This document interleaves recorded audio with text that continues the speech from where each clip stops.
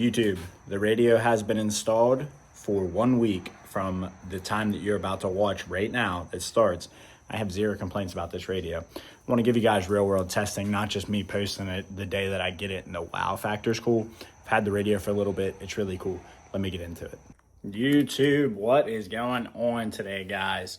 Got some fun stuff behind me that we are going to be jumping into today. Probably tell by the title and thumbnail what we're going to be working on. But guys, I did do a full Laramie Longhorn interior and figured it'd be pretty cool to just go the extra mile and finish the interior out completely. There's still some things I'm going to do from some other people that I'm working with. I plan on doing a starlit headliner and some other stuff, but that's not what today's video is about. Today's video is 100% about getting a T-style radio, a Tesla style is what they call them, in the truck. And hopefully, if you're watching this, I can literally lead you step by step to get that done. This is a 12-inch screen.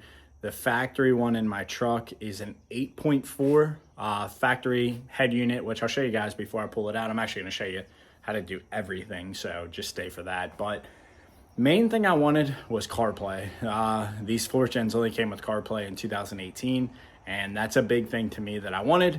And I'll be honest with you, these things are pretty slick too, how cool they are. And I don't know, they just look all around better. So let me show you what I have and let me show you what I'm going to. All right, guys. Yes, I need to clean my truck out. It is what it is. I just got back from vacation. But that's how my radio looks. You guys are, I'll slide the seat back for you guys. Interior here. So center console, if you don't have a center console, you can completely ignore this step, but if you do have one, it's pretty simple. You're gonna have to pop this cover off, and then there's a bolt here. So pop this cover off, you got a Phillips and a 10mm. There's gonna be a 10mm here. Same exact thing on the other side. You'll be able to lift this up and bring it back. So make sure you lift up, bring back like this, and then you'll be able to access your radio, which is super easy to come out. Don't overcomplicate it. There's a bolt in this. It's actually a Torx 20. And then up here, underneath that little flap, I don't know if I'm tall enough to reach. I'm not. Maybe. I'm not tall enough. You have 2 Torx 20 in there. And then all you're going to do is you're going to take either a trim tool or your hand, and it's all just speed clipped in. Once that's out, the radio itself has 4 bolts that are holding it in. I believe they're 7mm, maybe potentially 8, but I'm pretty sure 7. And then we'll be able to take the whole interface and whole plate out. But I'm going to put you guys on time lapse, and I'm going to go ahead and knock this portion out because this probably isn't the part you care about. But if you did, I'm going to include it, and let's go ahead and get this done.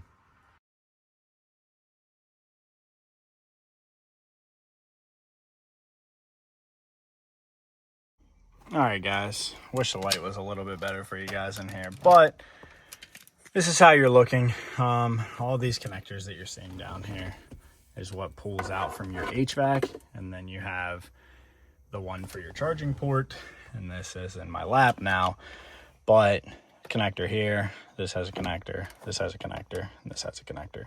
All I did was pull out, but we have to take this out of the car because once I get to the table, I'll show you guys. But if you're stressing about these connectors, don't. They can only go in one place. It's not very confusing, I promise. So the radio, still have to get that out. You guys are seeing 1, 2, 3, 4, and they're 7 mils. So you're gonna get them out, and then that'll have a big connector behind it.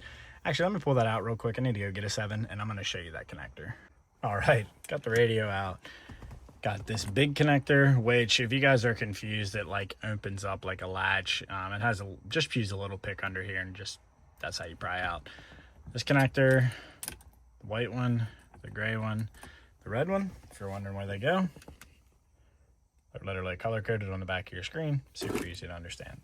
So now that all that's out, if you're wondering, like, this is where you should be at right here. And then we're going to go over to my workbench, aka my wife's picnic table, and we're going to move everything over to the new radio and show you guys how it's going to look. Where we are, my makeshift bench for the day. The interface is out. I'm going to flip this over. I'm not trying to...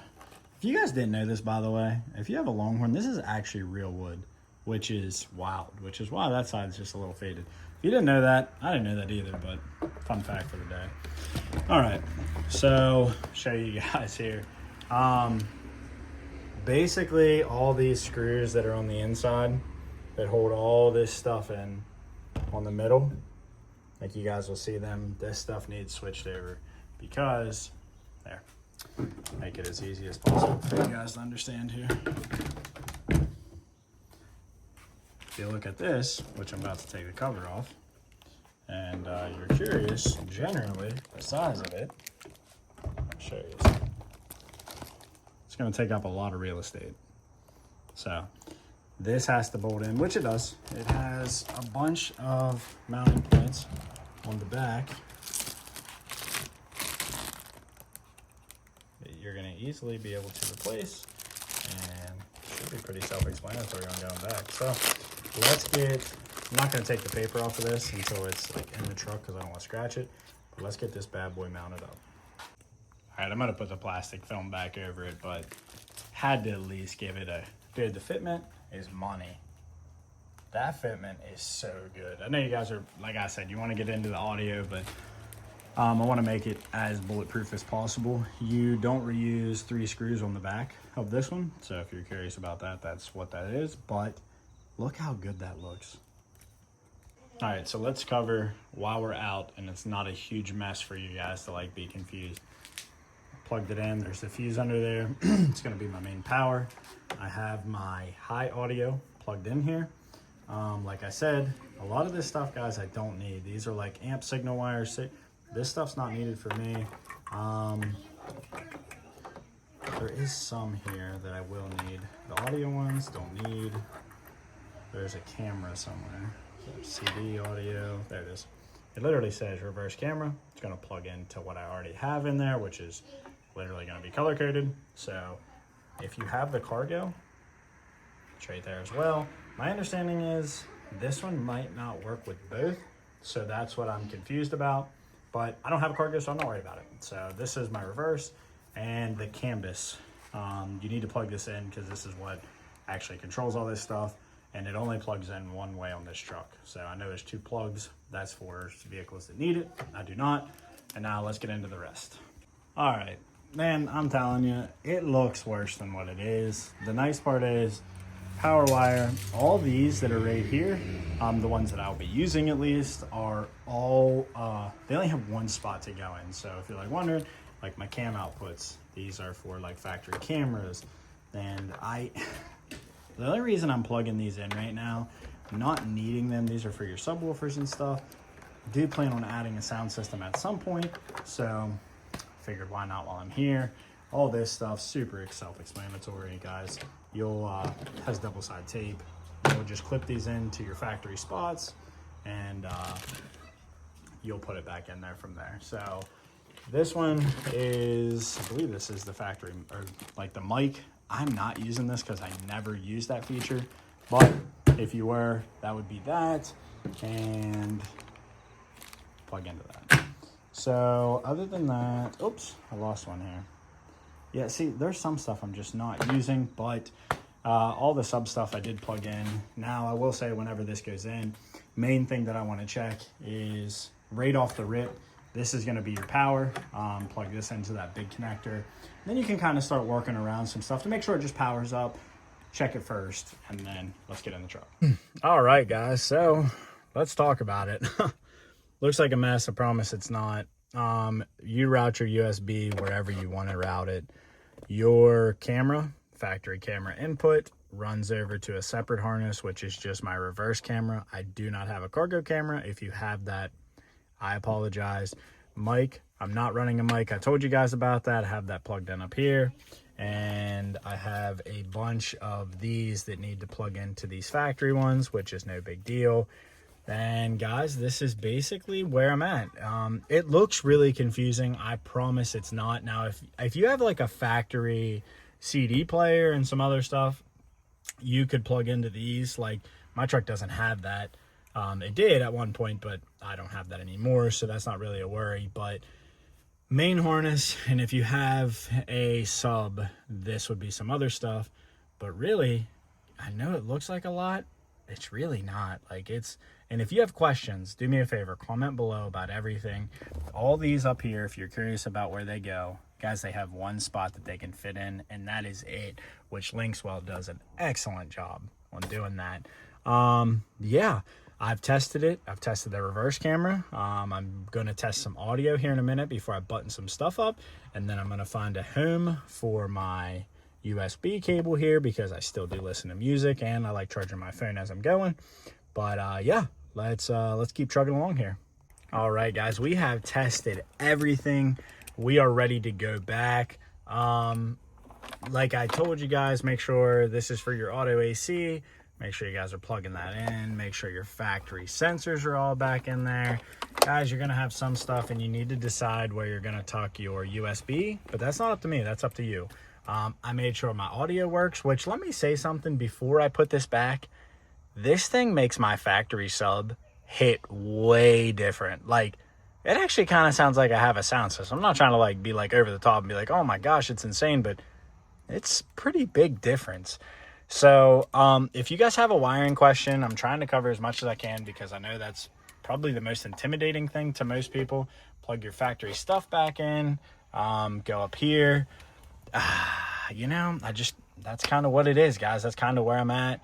I'm ready to go back together, but if you have questions and you have concerns, go ahead and ask and we'll see what's up.